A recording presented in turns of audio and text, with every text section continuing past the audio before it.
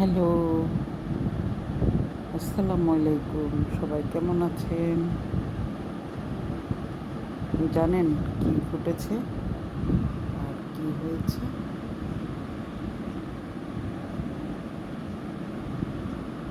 আজকে আমি স্যারি খাওয়ার জন্য রাত্রে ৩টায় উঠলাম। উঠে আমি তো ভাইয়াদের রুমের দিকে গিয়ে দেখলাম যে ভাইয়া ভাবি দুজনেই জেগে আছে আমাদের ২১ দিনের বেবিটাকে কোলে নিয়ে। কারণ সে দিনে ঘুমায়, রাতে ঘুমায়। তো এ ফাঁকে আমি খেয়ে দিয়ে নিলাম, মানে সেহরি খেয়ে নিলাম।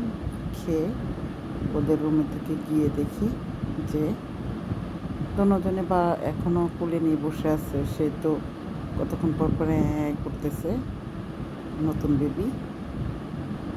তারপর আমি ওকে কোলে নিয়ে চলে আসলাম। চলে এসে এবার আমি বলতেছি আমার কাছে দেন। তা আমি নিয়ে কতক্ষণ হেঁটে পরে আমি ওকে নিয়ে শুয়ে গেলাম।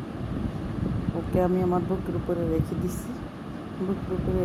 সে দিব্যি ঘুমাচ্ছে, কিন্তু আমি তো নড়াচড়া করতে পারি না। এই আর কি, আমি তো দিব্যি এমনি ওকে বুকের উপরে নিয়ে শুয়ে আছি। কিন্তু ম্যাডাম তো ঘুমাইতেছে খুব মনের আনন্দে।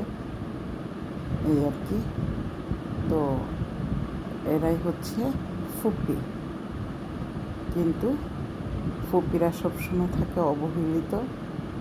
ফুপিরা নাকি কখনো ভাতিজিদেরকে, ভাতিজা ভাতিজি এদেরকে নাকি দেখতে পারে না।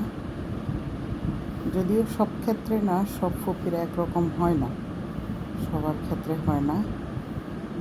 কিছু কিছু লাকি পার্সন যারা, তাদের কপাল অনেক ভালো। যেমন আমার মেয়ের বেলায় হয় নাই। তার ফুপিরা কী জিনিস সেটা সে জানেই না। আর